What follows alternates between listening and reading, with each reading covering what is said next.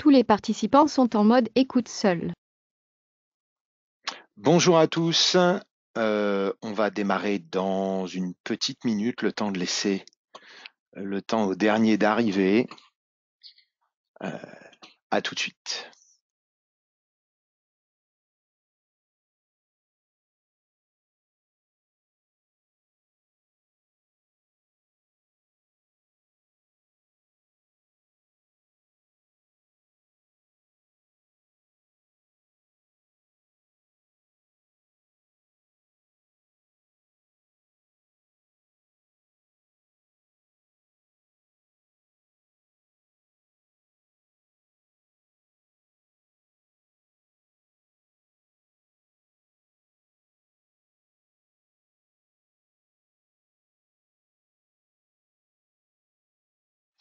Eh bien, bonjour à tous.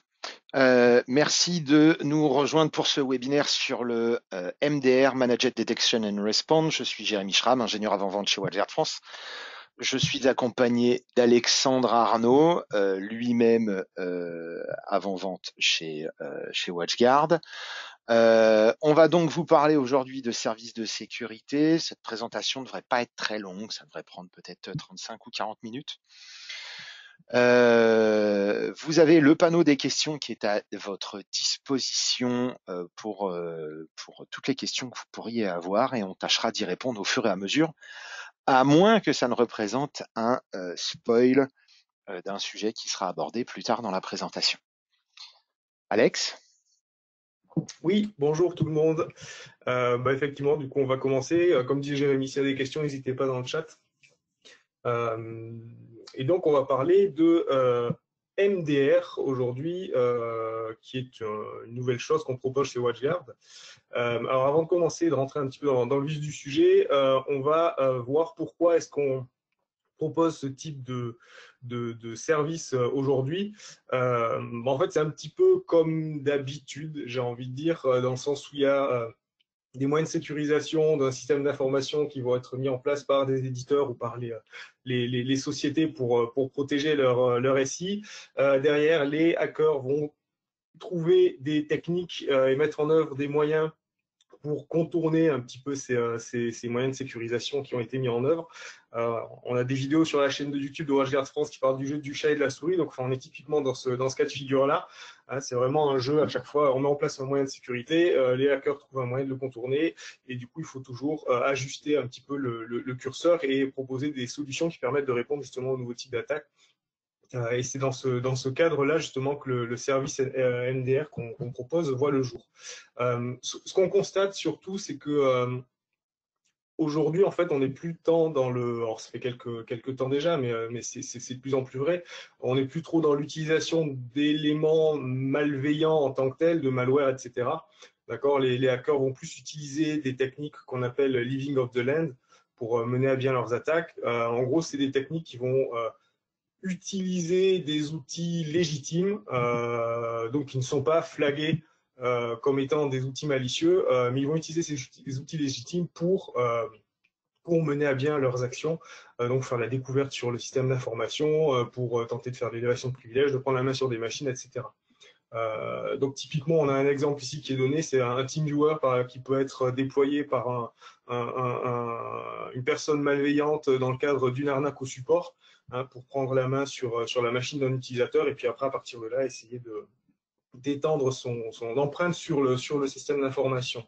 En parallèle de ça, ce qu'on voit, c'est que il y a de moins en moins d'attaques aussi qui vont être basées sur les scripts PowerShell, etc. En fait, pareil, c'est quelque chose qui a été très utilisé, qui l'est toujours, mais on voit qu'il y a une baisse à ce niveau-là. La raison à ça, c'est pareil, on a dans les outils, dans la technologie EDR, etc., la possibilité de détecter lorsqu'il y a des scripts qui sont malicieux qui vont être utilisés, donc via du PowerShell ou autre. Et encore une fois, PowerShell, typiquement, ça rentre dans le cadre d'une attaque de type Living of the Land. Mais donc, les technos EDR, aujourd'hui, vont être capables de détecter lorsque c'est des scripts malicieux qui vont utiliser ce procédé-là. Par contre, ce qu'on voit, c'est qu'aujourd'hui, les hackers utilisent beaucoup plus et de plus en plus de zero day. Donc, clairement, par rapport à ça, vous le savez très certainement, mais ça fait jamais mal de le répéter. Un zero day, aujourd'hui, c'est quelque chose qui est absolument indétectable par une technologie antivirale classique qui s'appuie sur de la base de signature, et d'où, encore une fois, la nécessité de mettre en place de l'EDR.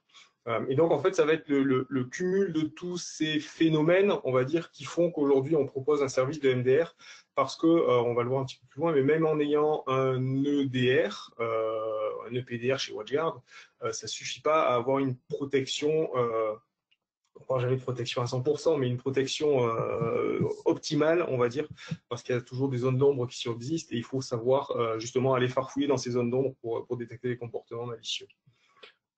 Donc le MDR, contrairement aux autres solutions qu'on propose qui sont vraiment des produits, donc la partie firewall, le Wi-Fi, etc., le MDR, ça va plus être un service, d'accord, que va proposer WatchGuard. On rentrera dans le détail un petit peu plus loin. Mais dans les grandes lignes, on va dire, vous prenez un contenant, vous mettez des experts en cybersécurité dedans, des technologies avancées qui vont permettre de détecter justement des attaques avancées et sournoises, on va dire. On met là-dedans un petit peu d'éléments et de renseignements sur des menaces, une méthodologie d'optimisation de processus pour justement pouvoir détecter ces menaces. On secoue le tout et ça donne un service de MDR. D'accord. Alors, c'est vraiment dans les grandes lignes. Mais en gros, ce qui est important sur le service de MDR, c'est qu'on va faire du monitoring d'activités, de choses qui vont se passer sur le système d'information. On va faire de la détection, d'accord, donc avec de l'investigation sur justement toute la télémétrie qui va être remontée auprès du service. Et derrière, ce qui va être important, et intéressant, c'est de répondre justement à ce type de télémétrie qui va être remontée, et tout ça va se faire via justement le service proposé par WatchGuard. Quand on parle de MDR, on parle beaucoup de threat hunting, on parle aussi de threat detection. On fait une petite passe sur cette partie rapidement parce que ce sont deux éléments qui sont fondamentaux, on va dire, dans la compréhension du service. Typiquement, si on prend la sécurité d'une maison, d'accord, jusqu'à un certain temps, on va dire, on pouvait estimer que juste avec des verrous sur une porte, un portail, un garage avec un verrou, des volets, etc., donc tout ce qui permettait de bloquer l'accès en fait au bâtiment ou à la maison était quelque chose d'assez sécurisé, d'accord. La problématique de ça, c'est qu'une serrure, ça peut être crocheté assez facilement. Il y a plein de vidéos sur YouTube qui montrent comment faire. Et le crochetage d'une serrure, ça va pas permettre au propriétaire, lorsqu'il n'est pas chez lui, de savoir qu'il y a une intrusion dans son domicile. Donc c'est une problématique. D'accord, c'est une problématique qui a été comblée, on va dire, par la mise en place de capteurs. Parmi les capteurs, on va avoir des caméras, détecteurs de mouvement, une lumière qui va s'allumer tout seul quand il y a justement un passage devant un faisceau qui va faire que ça va s'allumer. On va mettre en place des détecteurs de mouvement sur les fenêtres, des caméras, etc. D'accord. Avec tous ces capteurs, en fait, ça va être dissuasif pour des personnes mal intentionnées qui vont vouloir rentrer dans le domicile, par exemple, sur une propriété. Et l'autre avantage qu'il va y avoir à ça aussi, c'est que le propriétaire va pouvoir éventuellement, en fonction des systèmes, recevoir une alerte. Oh, il y a un mouvement sur une fenêtre, une détection de vibration ou autre. Mais toujours est-il que si le propriétaire de la maison n'a pas les yeux rivés sur son téléphone, il ne verra pas qu'il y a eu une tentative d'effraction chez lui, et donc il peut passer à côté de quelque chose. Donc c'est bien, mais c'est pas ce qu'il y a de plus judicieux, on va dire, et de plus sécurisé. C'est pour ça que on a vu l'apparition de pas mal de systèmes. Alors je ne donne aucun nom de société, mais il y a plein de pubs à la télé sur ça. Justement, des sociétés qui font de la télésurveillance. Donc là, en fait, ils vont venir, ils vont installer dans le domicile, s'ils ne sont pas encore équipés, justement, des capteurs sur les fenêtres, des caméras, des détecteurs de mouvement, etc., etc. Et lorsque le système va être mis en place quand le propriétaire de la maison n'est pas là, ce sont des agents qui vont surveiller absolument tout ce qui se trouve, tout ce qui se passe, dans le domicile. Donc tentative d'intrusion. S'il y a une personne qui rentre dans le domicile, on va pouvoir l'identifier grâce aux caméras. Donc il y a tout ce service vraiment de télésurveillance qui est mis en avant. Et justement, en fait, cette analogie-là, on peut l'apporter assez facilement à ce qu'on a aujourd'hui sur le périmètre de protection d'un système d'information avec la partie Endpoint Protection. On va dire la serrure, c'est l'EPP WatchGuard, d'accord. On va dire les menaces basiques de faible niveau, on va pouvoir les adresser assez facilement en s'appuyant sur la base de signature. Ceci dit, tout ce qui va être capteur, justement, les sondes, je mets ça entre grosses guillemets, mais la partie qui était représentée dans la maison par la mise en place de capteurs, c'est quelque chose qui va être fait par la partie EDR de WatchGuard, où là, on est plus sur vraiment du comportemental, de l'analyse en temps réel de ce qui se passe sur le poste de travail, d'accord. Et la combinaison des deux, donc c'est ce qu'on a en bas sur la slide, WatchGuard EPP plus EDR, vous le savez tous, c'est ce qui fait la solution qu'on vend aujourd'hui, donc WatchGuard EPDR pour Endpoint Protection, Detection and Response. Mais encore une fois, l'image est plutôt bien trouvée, parce qu'on reste toujours dans ce cadre où en fait, si on n'est pas derrière la console, ou si on n'a pas une surveillance active de ce qui se passe, des événements, des alertes qu'on va recevoir, etc., de ce qui sera détecté par la solution, on peut passer à côté de certaines choses. Et c'est là justement que va entrer en compte le service de WatchGuard MDR, qui va être on va dire, qui va chapeauter tout ça. Il ne fait pas que chapeauter, pareil, on verra un petit peu plus loin. Mais en gros, le service MDR va justement surveiller absolument tous les signaux de sécurité, d'accord, de toutes les machines qui seront gérées par le service, 24/24, 7/7, et derrière, le service de MDR va pouvoir répondre si jamais il y a une intrusion avérée dans le système d'information. Et donc, c'est vraiment quelque chose qui vient compléter l'offre et qui fait qu'aujourd'hui, c'est quelque chose d'indispensable. En gros, ici, on va faire le parallèle par rapport à ce qu'il y avait sur les deux slides précédentes, mais entre le threat hunting et la threat detection. En fait, la threat detection, ça va vraiment être OK, j'ai ma console, je déploie mes agents sur le parc du client, etc. Et du coup, je commence à avoir des alertes qui vont remonter.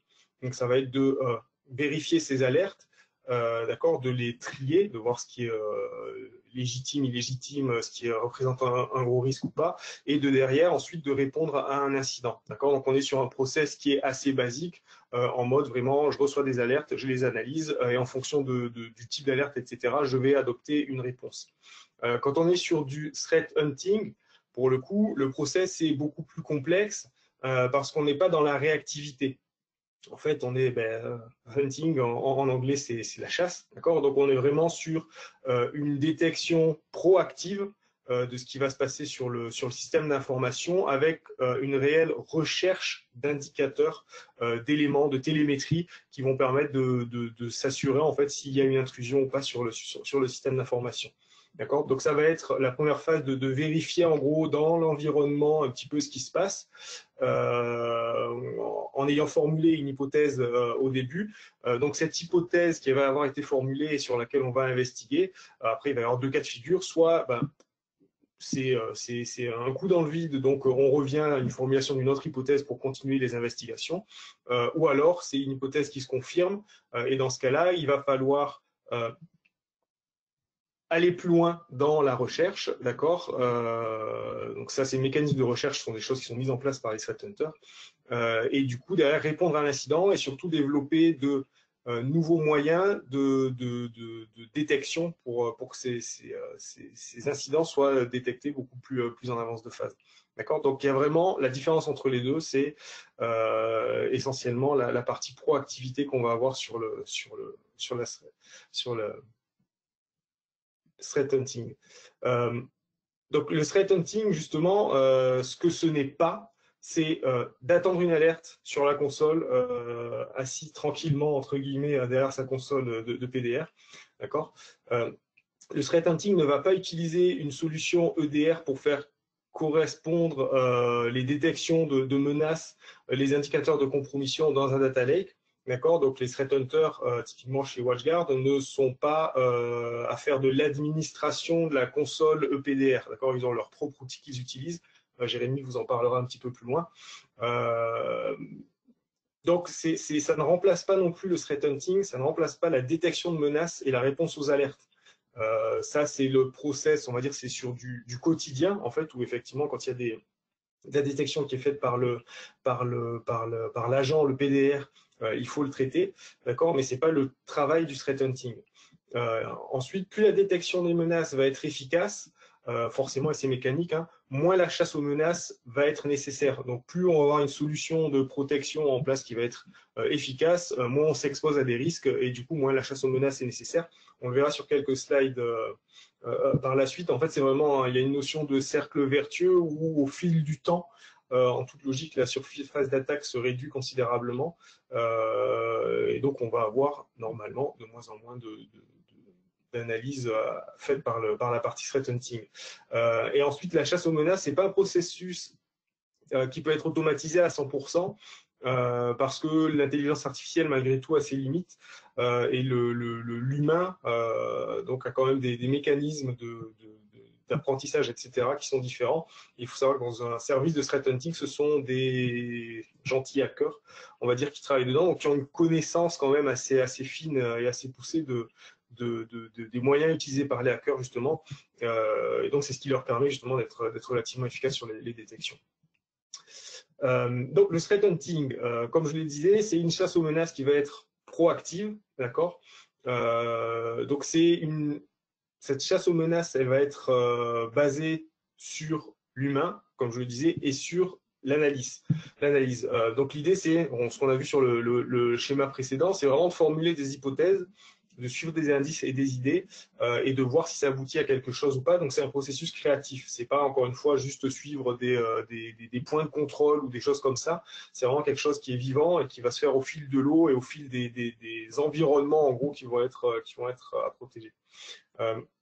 La chasse aux menaces va reposer donc sur l'hypothèse d'une violation et de traces. D'accord, les pirates laissent forcément des traces qui vont permettre de détecter des attaques qui seraient inconnues, en tout cas dans un premier temps.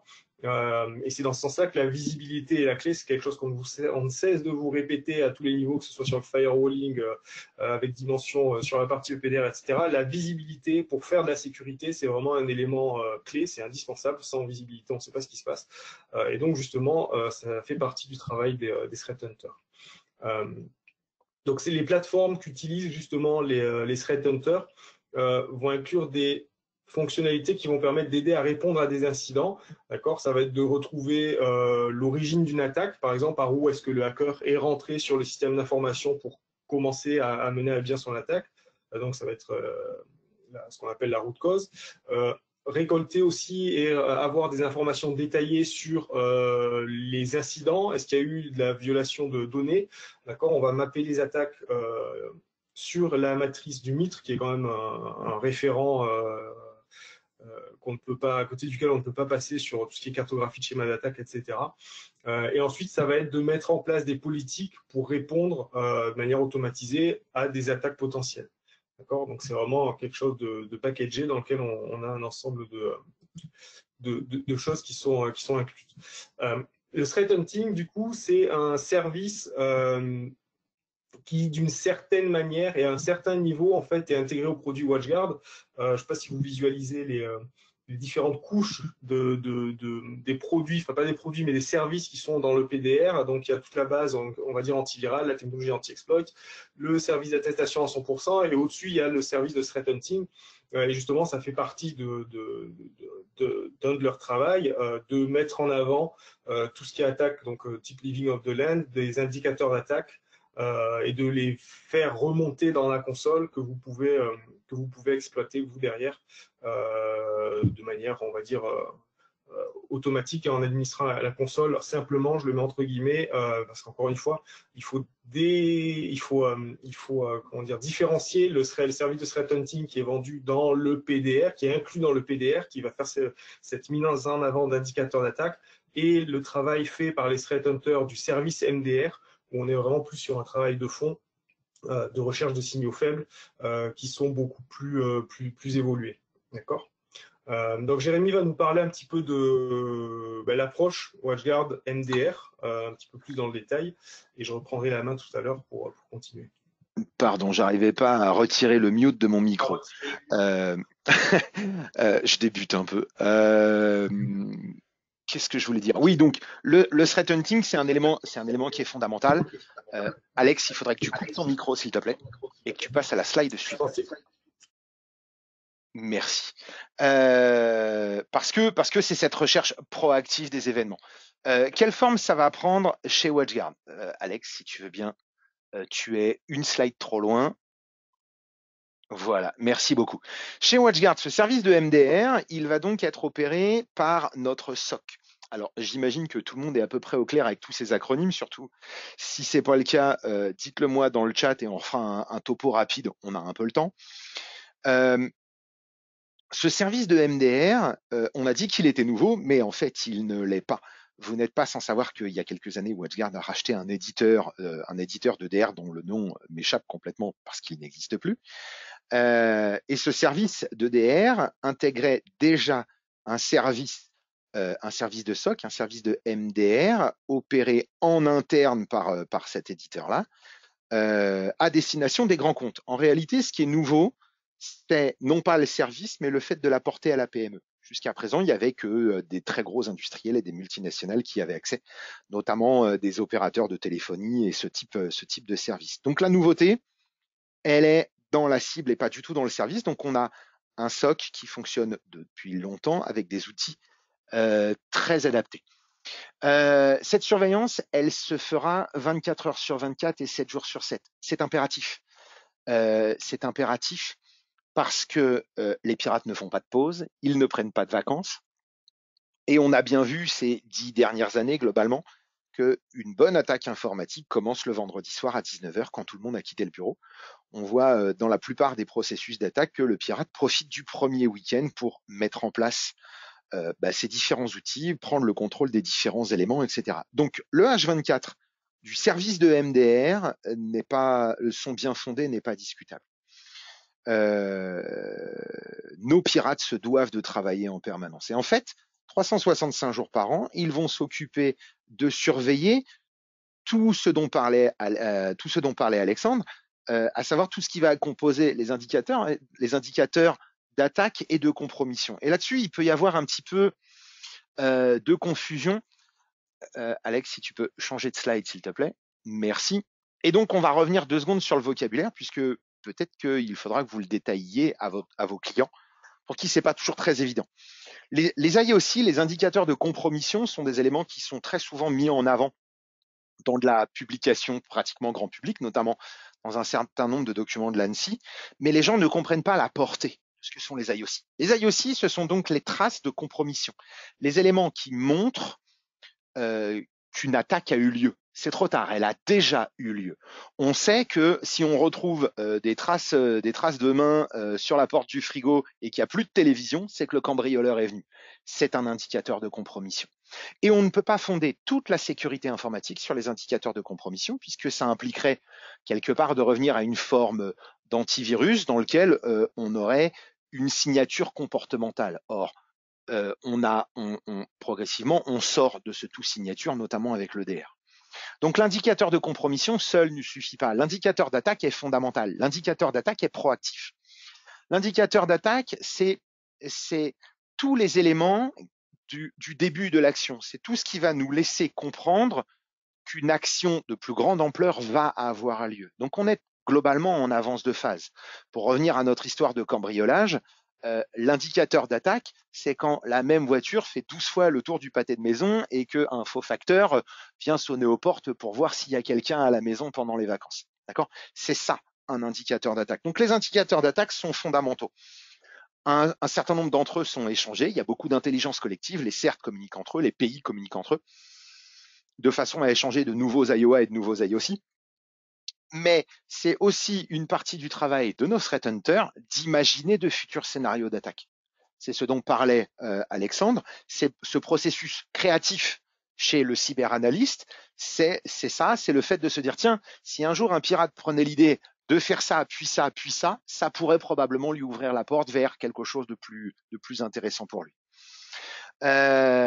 Alors, je fais une pause 2 secondes, il y a des commentaires. Oui, on pourra vous transmettre la présentation du webinaire, recontactez-nous directement. On vous passera ça. Et bonjour, le PDR n'utilise pas du tout l'intelligence artificielle? Si.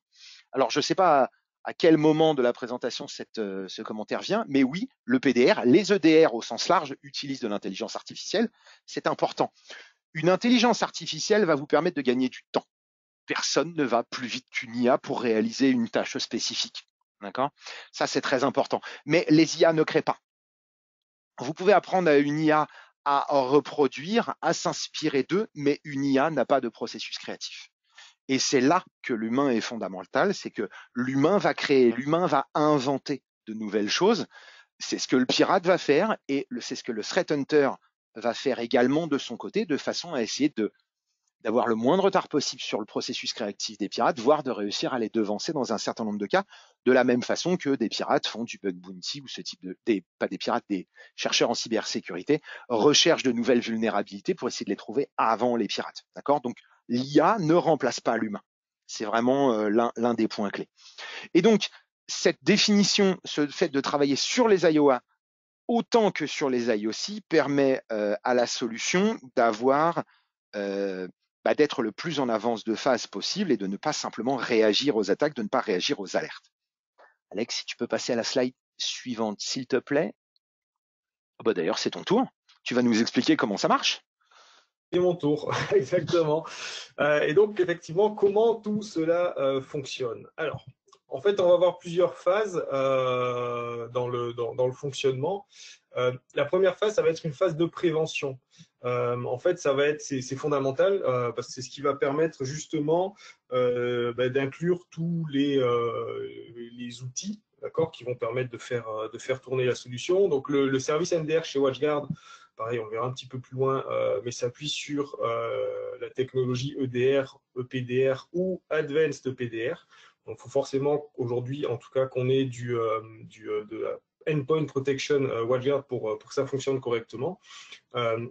Mais du coup, cette partie prévention, justement, s'appuie sur tous les mécanismes de contrôle qui sont présents dans le PDR, dans les technologies qu'on utilise chez WatchGuard. La deuxième phase va être une phase de détection et de réponse. Donc, en gros, là, justement, cette phase-là va mixer en fait, les mécanismes de détection qui sont présents dans la partie EPDR, d'accord, avec la partie WatchGuard MDR qui va aller, comme on le disait tout à l'heure, plus loin dans l'investigation et dans cette recherche d'hypothèses, de scénarios d'attaque, d'accord, sur lesquels ils vont aller mener leurs investigations. En plus de ça, c'est dans ce sens-là que je parlais tout à l'heure au début, je disais qu'il y avait une notion de cercle vertueux, parce que des détections qui vont être faites par le PDR, des analyses qui vont être faites en plus de tout cela par le service MDR, en fait, on va arriver à des conseils en fait, qui vont être prodigués par le service de MDR, relatif à la cyber hygiène, l'hygiène cyber, on va dire, ce qui permet justement de réduire la surface d'attaque. En faisant une évaluation régulière de cette surface d'attaque, ça permet de mettre le doigt sur des éléments qui sont faillibles au sein du système d'information. Et encore une fois, on le disait tout à l'heure, le fait d'avoir de la visibilité sur ces points faibles, ça permet de les corriger derrière et de durcir la sécurité de l'environnement. D'accord. Donc il y a vraiment ce travail qui va se faire et qui au final est bénéfique à tous les niveaux parce que on va dire même s'il n'y a pas d'attaque, même s'il n'y a pas de détection d'intrusion, etc., faite par le service de MDR, en fait, il y a toute cette notion de cyberhygiène qui est hyper importante parce que ça va permettre de renforcer le système d'information de vos clients. Ce qui est important ici, pareil, alors on en reparlera tout à l'heure, c'est que chez WatchGuard, le service MDR n'adresse pas directement les clients. Je fais un micro spoil, mais on va en reparler tout à l'heure. Le point de contact, c'est vraiment le partenaire. Donc, il y a des prérequis, forcément, pour l'utilisation de ce service. Comme je le disais tout à l'heure, des prérequis fondamentaux, c'est que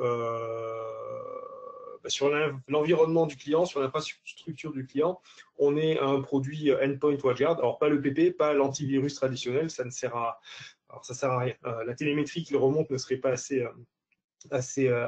exploitable, on va dire, pour le service de MDR. Mais donc, il faut de l'EDR, de l'EPDR ou de l'Advanced PDR. il faut que chez le partenaire qui va pouvoir proposer le service ensuite au client, vous ayez au moins une certification technique Endpoint Security, d'accord. Ça sert à rien de faire de la Network Security si au final vous voulez faire du MDR Alors c'est bien de la faire, la Network Security. On va dire que dans les prérequis, c'est vraiment la certif Endpoint qu'il va falloir valider. Ensuite, il faut que le partenaire ait des capacités de gestion opérationnelle au sein des clients, typiquement possibilité d'isoler un poste lorsqu'il y a une activité suspecte qui va être détectée, l'accès à certaines machines, etc. Idéalement, en fait, il faut que si jamais il y a un incident et qu'il y a une réponse rapide à apporter, il faut que vous ayez les clés de chez le client et pour que ce soit le plus rapide possible. Ensuite, il faut que vous disposiez d'un contact d'urgence disponible 24/24, 7/7. D'accord. Alors, c'est un contact d'urgence. Pareil, je vais y revenir sur les slides suivantes. Aujourd'hui, c'est un prérequis. C'est quelque chose qui va changer dans les semaines à venir, normalement. Mais toujours est-il que le service proposé par le MDR de WatchGuard fonctionnera en 7/7. 24/24, 7/7, pardon, et 365 jours par an, donc tout le temps. Mais après, pour le point de contact, il va y avoir une petite variable en 8/5 qui va arriver, mais c'est dans quelques semaines. Donc, c'est pas officiel pour l'instant, mais c'est quelque chose qui va venir. Sachant que, on le verra, comme je vous disais sur les slides précédentes, c'est pas un point qui doit être bloquant aujourd'hui. On en reparle. Donc, vous n'avez pas besoin d'avoir un SOC en 24/24, 7/7 chez vous. Justement, l'idée principale du service MDR, c'est que c'est WatchGuard qui fait le SOC à votre place. Vous le vendez à vos clients derrière. Encore une fois, il faut que vous ayez les clés du camion pour pouvoir accéder à certaines ressources ou autres si besoin et en cas d'incident. Et ensuite, il faut définir, est-ce qu'on prévoit on préfère recevoir un appel de WatchGuard pendant la nuit ou plus tard dans la matinée que les systèmes sont en panne, etc. Donc, il y a toute une notion de roadbook qui va être mise en place également. Ça va être dans les processus d'onboarding qui est fait justement dans la première session d'intégration du partenaire qui va être requise. Donc, on va poser des questions un petit peu sur la maturité de votre connaissance sur la cybersécurité, vérifier que vous ayez bien les prérequis de certification technique, etc. etc. Sur la matrice MDR, donc il va y avoir différents niveau de criticité de risque. D'accord. Forcément, en fonction de cette criticité, il va y avoir besoin d'une réponse adaptée. D'accord. Donc, ce qui va être des risques qui représentent une criticité élevée, ça va être vraiment en cas d'accès, d'attaque avérée, d'accord, et de présence d'attaquants sur le système d'information, où là, il va falloir réagir très, très rapidement. Mais ensuite, on va descendre dans les niveaux de criticité. Donc, un indicateur d'attaque, une criticité élevée, ça va être que on a des indicateurs d'attaque ciblée qui vont avoir été détectés, potentiels. Donc, qui vont permettre, de par leur accumulation, en fait, de confirmer qu'il y a eu une brèche ou un accès au système. D'accord, ce qui représente forcément une menace élevée pour le client. Un indicateur médium, ça va être un indicateur qui va être pris seul, ne va pas donner lieu à un gros risque pour le système d'information. Mais encore une fois, si on retrouve plusieurs indicateurs médiums qui sont liés d'une manière ou d'une autre, forcément, ça va élever le niveau de criticité de tout ça. Et du coup, après, des incidents de faible criticité, donc ça va plus être sur les notions de cyberhygiène dont on parlait tout à l'heure. Ok, donc il y a des choses à modifier au niveau de la configuration pour que l'entité soit sécurisée plus fortement. Et ensuite, informationnel, c'est vraiment ce qui arrive et ce qui va être détecté au fil de l'eau par la plateforme.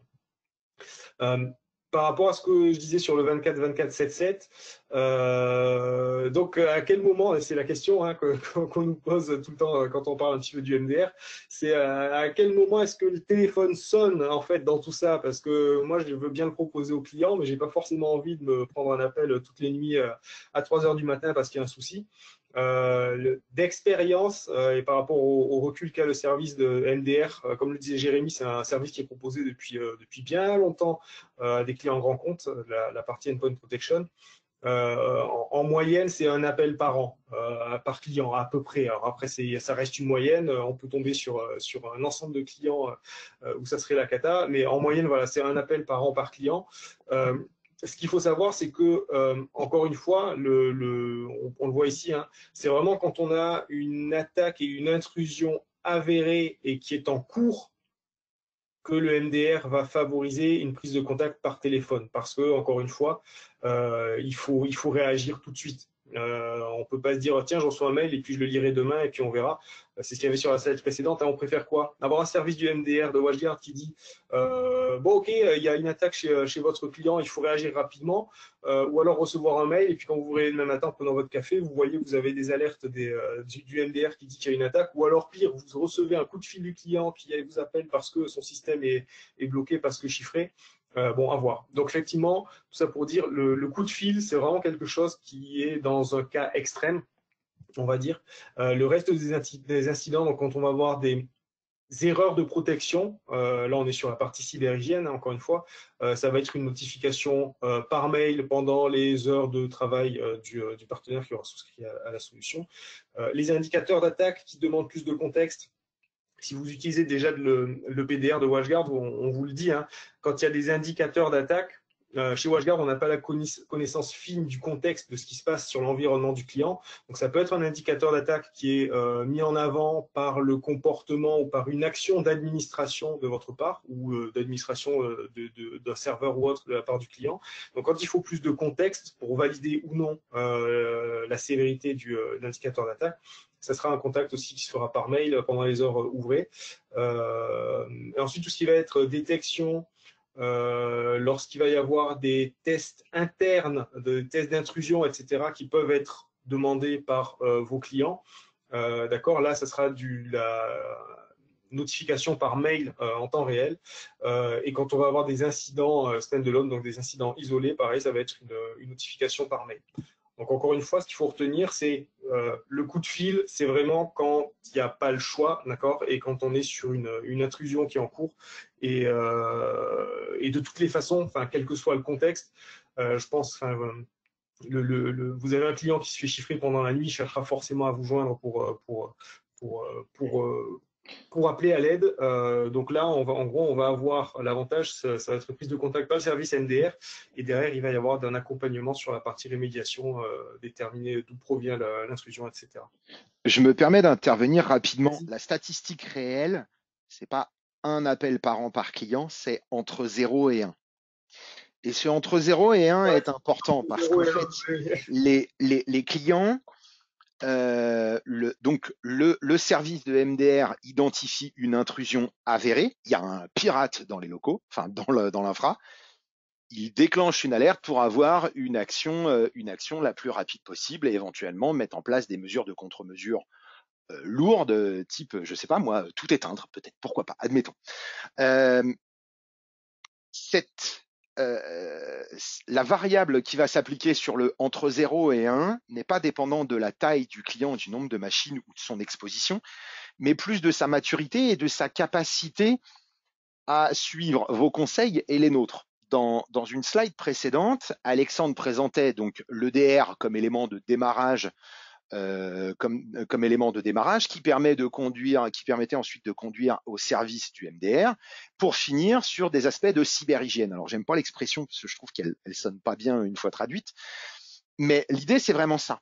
À chaque fois qu'on va trouver une petite chose, on va vous amener un conseil d'amélioration que vous allez pouvoir rapporter à votre client, documenter avec éventuellement des choses plus ou moins riches en fonction de la taille du trou. Et plus votre client va suivre vos précaux, plus on va combler les trous et moins il se met à risque, d'accord? Donc c'est aussi pour ça que Alexandre disait tout à l'heure que globalement, plus on avance dans la chasse aux menaces et moins on en a besoin. Alors, ça ne veut pas dire que c'est un service que vous allez vendre un an et ne plus vendre après, puisque l'infra du client va évoluer, il y a de nouveaux risques, de nouveaux logiciels, de nouveaux usages, de nouveaux usagers, mais que globalement, on n'est pas censé avoir une situation qui se dégrade, au contraire. Du coup, vous seriez plus susceptible d'avoir jusqu'à un appel par client au départ, Et quitte à ne plus en avoir du tout ensuite, parce que progressivement, on va gommer et agir en avance de phase.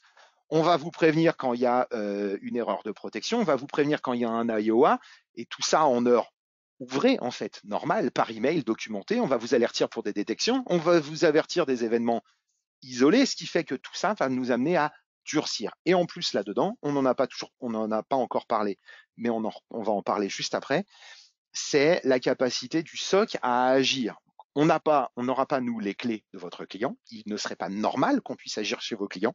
Il ne faut pas qu'on ait les mots de passe, il ne faut pas qu'on ait d'éléments fondamentaux, parce que c'est pas chez nous, c'est chez vous, c'est vos clients. Pour autant, le SOC, l'équipe du MDR de WatchGuard a la capacité d'isoler les machines. Et ça, c'est une action qui est intéressante parce qu'elle est immédiate, elle se fait à distance, sans droit spécifique, et qu'elle est comment dire, réversible. On n'a pas supprimé un élément, d'accord? On n'a pas arrêté un programme, on n'a pas fait ce type de choses. On coupe les communications réseau d'une machine. Pardon, Alex. Non, je t'en prie. Hop. Et du coup, donc là, on était sur la partie vraiment, prérequis pour vous en tant que partenaire. Et sur la partie, on va dire, proposition du service au client avant son onboarding. Donc la première étape, en toute logique, ça va être d'acheter une licence. Ensuite, il va falloir attribuer les licences MDR au client. Donc tout ça, ça se fait depuis WatchGuard Cloud, d'accord. Vous allez avoir un formulaire d'intégration MDR à remplir, d'accord, avec différentes questions en fait qui permettent ensuite aux threat hunters d'adapter les schémas qu'ils vont appliquer ou d'avoir une idée plus précise de quel type de schéma ils peuvent appliquer chez les clients. Donc ça va être le secteur d'activité du client, le nombre de machines, le nombre de serveurs, est-ce que c'est du Windows, du macOS, du Linux, etc. D'accord. Donc il y a tout un ensemble de questions auxquelles il va falloir répondre. Et à partir de là, la surveillance va commencer. D'accord. Ce qui est important, c'est que l'équipe de WatchGuard, qui va prodiguer le service de MDR derrière, comprenne chaque environnement. C'est pour ça qu'est là le formulaire, d'accord. Donc, type d'appareil, lesquels ont des services critiques, lesquels on a le droit d'isoler, lesquels on ne peut pas isoler sans autorisation. Si c'est un client dans l'industrie, il va peut-être vouloir vous donner le go avant d'isoler une machine qui fait tourner ses équipements prod.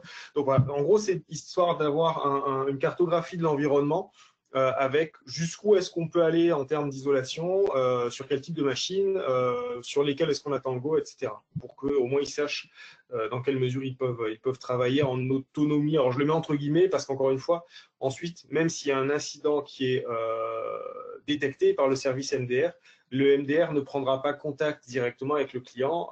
Vous serez le point de contact et c'est vous qui ferez le relais avec le client. D'accord. On n'a pas vocation à appeler directement les clients parce qu'encore une fois, comme on le disait, comme Jérémy vient de le dire, on n'a pas de connaissance de l'environnement du client. Ça, c'est vous qui l'avez. Sur l'aspect licence, c'est pas précisé ici. Alors, d'abord, c'est une licence MDR par licence EDR. Non, votre client vous posera la question. Non, on ne peut pas appliquer du MDR que sur une partie du parc, parce que simplement, ça n'a pas de sens. De la même façon que pour l'EDR, on met le même EDR partout, parce que ce qui est important, c'est le contexte. Et le contexte, il est défini par l'ensemble. Donc, on met du MDR pour l'ensemble du système. Et par ailleurs, vous ne pourrez pas activer le service de MDR pour des parcs avec moins de 15 machines.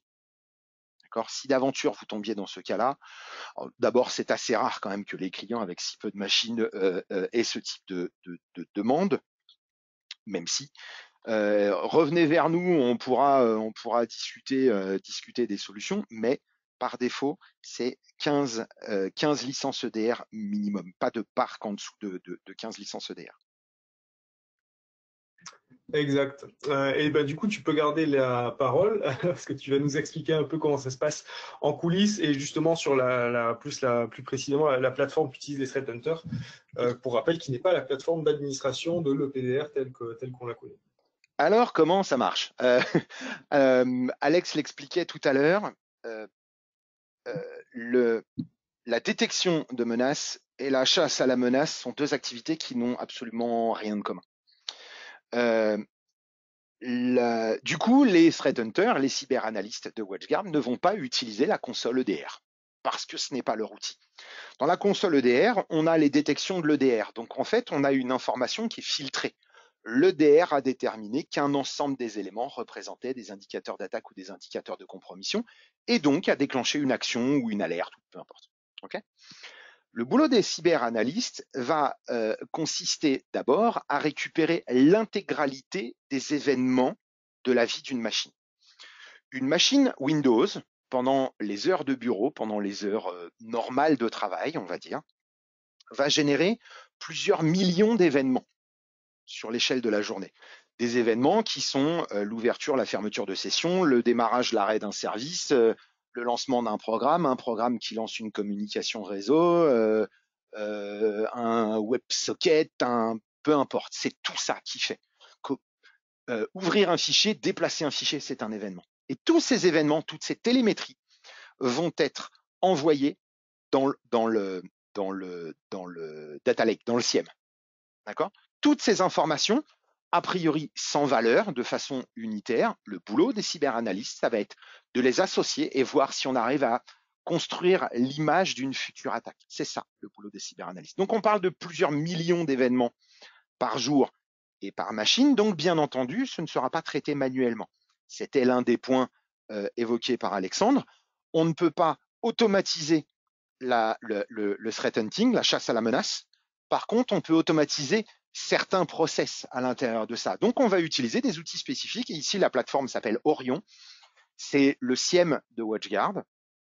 Les plus avancés d'entre vous pourraient peut-être éventuellement avoir une licence qui leur permettrait d'utiliser Orion aussi pour leur usage interne, mais c'est vraiment orienté SOC. Hein, on fait pas ça pour des services de premier niveau parce que c'est lourd à gérer. Et donc cette plateforme va digérer les logs, les événements qui arrivent de partout, les agencer entre eux en fonction de ce qui est déjà connu, les IOA, les IOC, mais également les scénarios imaginés par les cyberanalystes.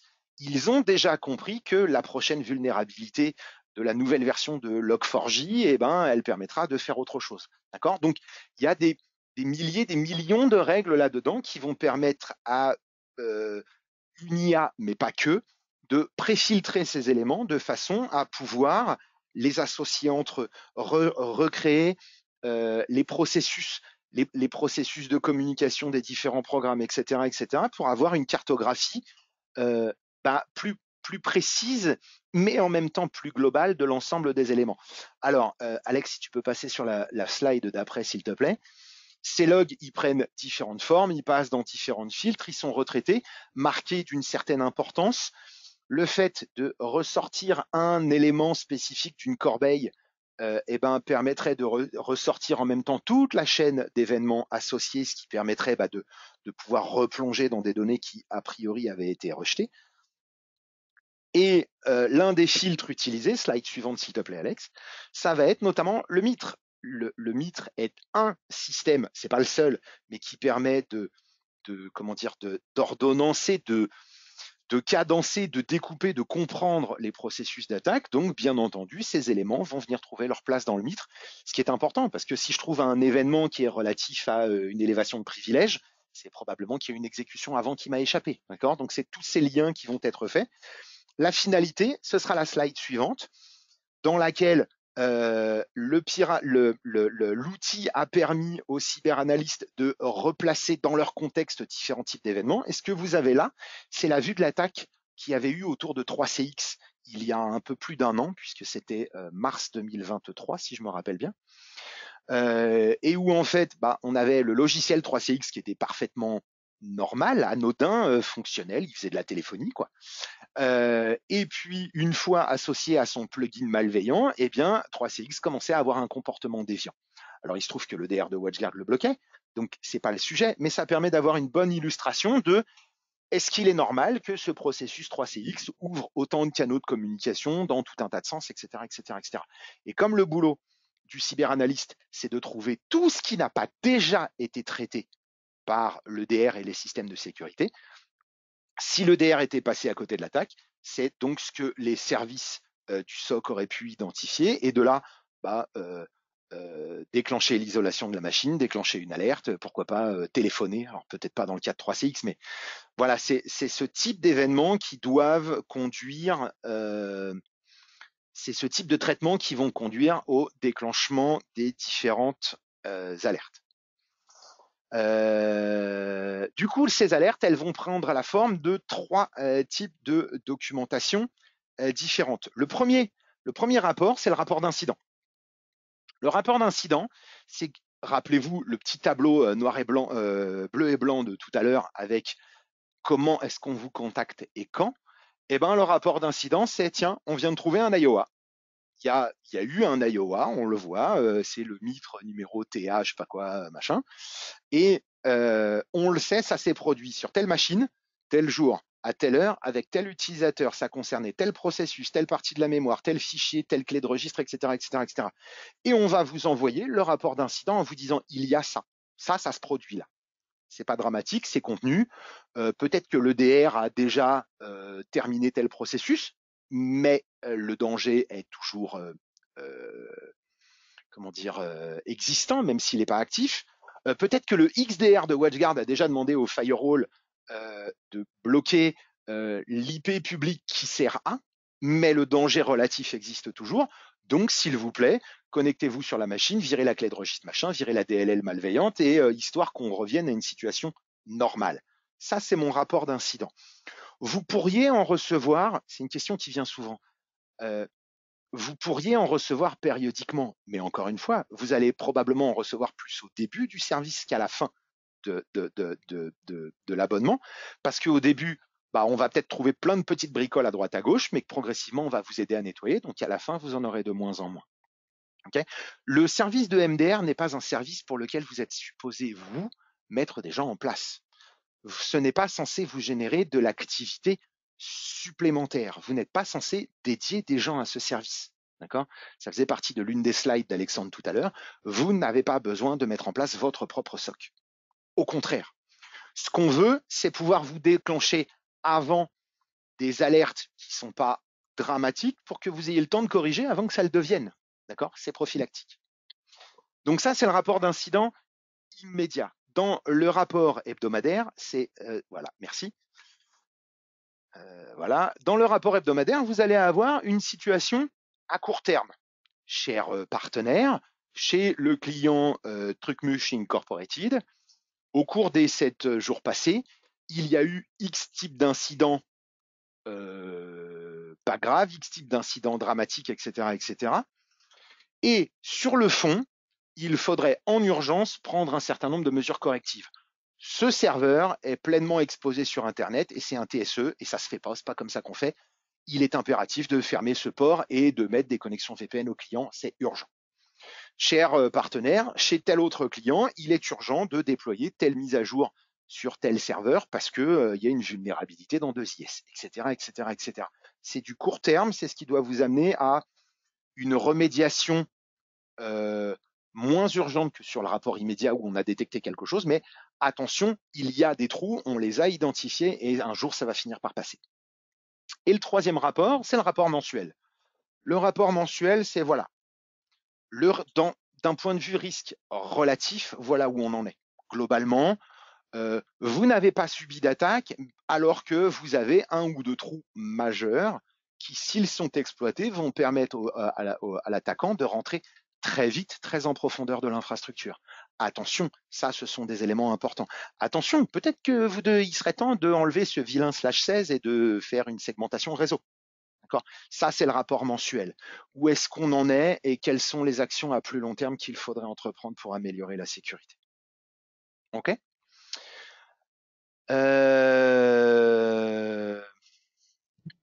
Et on en est arrivé à la fin. Et on en est arrivé à merci. Alors, pas tout à fait. Je vais vous laisser le temps d'écrire vos questions, puisque peut-être qu'il y a des questions. Pour pouvoir démarrer ce service de MDR, Alexandre en parlait tout à l'heure, il y a des prérequis. Il vous faudra un rendez-vous d'onboarding. Ce rendez-vous d'onboarding, c'est un rendez-vous d'à peu près 1 heure, 1 heure et demie, dans lequel on va vous détailler le processus de fonctionnement, comment comment est-ce que vous allez être contacté par WatchGuard, comment est-ce que vous contactez WatchGuard, qu'est-ce que vous devez faire, qu'est-ce que vous devez expliquer à votre client. D'accord? Globalement, le rendez-vous d'onboarding, c'est ça. Quelles sont les étapes? Ensuite, eh bien, vous aurez un addendum à votre contrat WatchGuard One à compléter numériquement. Ça ne vous engage pas, hein, c'est comme d'habitude, c'est surtout un accord de non-divulgation de certains types de documents, d'accord, mais vous n'aurez pas l'obligation de vendre du MDR. Vous aurez un petit formulaire à remplir avec des informations de contact, et de là, on vous déclenchera un trial de 60 jours qui vous permettra d'avoir du MDR pour votre service gratuitement pendant 60 jours, expérimenter, tester, voir ce qui se passe, etc. Et vivre la vie du client dans cet écosystème. À l'issue de ça, vous allez avoir le petit bouton MDR qui va apparaître dans la console. On le voyait tout à l'heure dans l'une des slides. Ce bouton, il sera disponible dans chacune de vos consoles clients en réalité. Libre à vous d'activer des licences MDR et de cliquer sur ce bouton. En cliquant sur ce bouton, vous allez donc avoir le playbook à renseigner, ce qu'Alexandre vous expliquait tout à l'heure. Quelles sont les machines que j'ai le droit d'isoler, quels sont les éléments fondamentaux, quelles sont les machines qui nécessitent une surveillance particulière, etc., etc., etc. Et au moment où vous validez ça, le service démarre pour votre client. C'est instantané. Dès que vous validez ce bouton-là, les logs commencent à envoyer et potentiellement, dans la demi-heure, vous pourriez avoir un email du SOC de WatchGuard qui vous dise attention, sur telle machine, il y a tel problème, sur telle machine, il y a tel autre problème. D'accord? Voilà comment ça va se passer. Question. Ouais, vas-y. Rendez-vous d'onboarding, on n'en fait pas un par client final. Ah bah non, bien entendu. Ce rendez-vous d'onboarding, il sert à vous expliquer à vous, partenaires, comment est-ce que vous allez faire vivre ce service. Donc c'est vous qu'on onboard, c'est pas votre client. Votre client, si vous avez envie de lui dire, monsieur, pour tant par mois, vous m'autorisez à isoler toutes vos machines quand je veux, bon, moi ça me va. Hein. Intrinsèquement, je n'ai pas besoin de plus. Dès lors que le client nous laisse isoler le plus de machines possible, en vrai, on pourrait même imaginer que dès maintenant, en fait, il n'y ait pas ou pratiquement pas qu'il n'y ait pas d'appel la nuit. Autorisez-nous à isoler n'importe quelle machine, à n'importe quelle condition, n'importe quand on veut, et auquel cas, s'il y a une intrusion, on va isoler la machine et vous déclencher une alerte. Le pirate ne pourra plus se connecter à la machine, il ne pourra pas exfiltrer de données. Dans le pire des cas, la machine n'étant pas éteinte, le chiffrement d'un disque pourrait continuer si d'aventure ça n'avait pas été détecté par le DR. Encore une fois, rappelez-vous, le MDR sert à détecter tout ce qui n'a pas déjà été détecté et traité par le PDR, par le firewall, par le XDR. D'accord? On peut avoir une idée du prix. Oh, comme c'est vilain. Lilian, t'es pas un homme d'argent. Voyons, qu'est-ce que c'est que cette question? Je te suggère d'appeler Johan pour en discuter avec lui. Le dernier point que je voulais évoquer avec vous rapidement, c'est le sujet du scope du MDR et notamment la roadmap. Le scope du MDR aujourd'hui, c'est les télémétries remontées par l'EDR, EDR, EPDR, Advanced EPDR. D'accord? Ça, c'est ce qui existe aujourd'hui. Et aujourd'hui, on est capable de récupérer des rapports d'état d'Office 365 concernant OneDrive, Outlook et SharePoint pour déterminer s'il y a des risques potentiels, s'il y a eu des tentatives d'intrusion, etc. Mais ça, ce n'est pas encore de la surveillance active avec une capacité de remédiation, c'est de la surveillance sur le long terme. Donc, vous aurez un rapport tous les 15 jours sur l'état général de l'Office 365. Ça, c'est maintenant le 14 mai. WatchGuard Cloud est en train de subir un certain nombre d'évolutions majeures en termes d'interface, en termes de fonctionnalité, notamment avec un mode de ticketing qui va apparaître dans la gestion des menaces du XDR et des services de sécurité qui ne relèvent pas directement du firewall, qui ne relèvent pas directement de l'EDR, qui ne relèvent pas directement du MFA ni du Wi-Fi. Je ne peux pas vous en parler plus pour l'instant, mais il y a une grosse roadmap cette année. Et globalement, à partir de la fin de l'été, on va dire fin septembre, on va leur laisser une petite marge de manœuvre, tout ce qui est dans WatchGuard Cloud, ou presque, va être intégrable au MDR. Ce qui veut dire qu'en gros, au mois de septembre, dans le service de MDR, j'aurai les télémétries. Je vais alimenter mes cyberanalystes avec les télémétries de l'EDR, mais également les télémétries du firewall et pourquoi pas les télémétries du Wi-Fi et d'autres types de services. Et dans les services qui vont arriver, il y a le NDR SaaS dans lequel on va intégrer des services, la surveillance de services SaaS dans WatchGuard Cloud. Et donc ces services, ce sera Office 365, quel que soit le type de licence, pas besoin d'un E3, pas besoin d'un E5, avec la capacité de remédiation automatisée. Ça va être la surveillance d'un Google Workspace si votre client n'est pas Microsoft. Ça va être la surveillance des réseaux, des VPC de AWS et de Azure, etc., etc., etc. Donc cette année, il y a une très grosse roadmap autour de WatchGuard Cloud. Et tout ce qui est dans WatchGuard Cloud va être une source de données de télémétrie, d'identification pour le service de MDR. Et j'avais dit qu'on ferait 40 minutes et en fait, on est arrivé à 1 heure pratiquement pile. C'est ça. Est-ce que vous avez d'autres questions?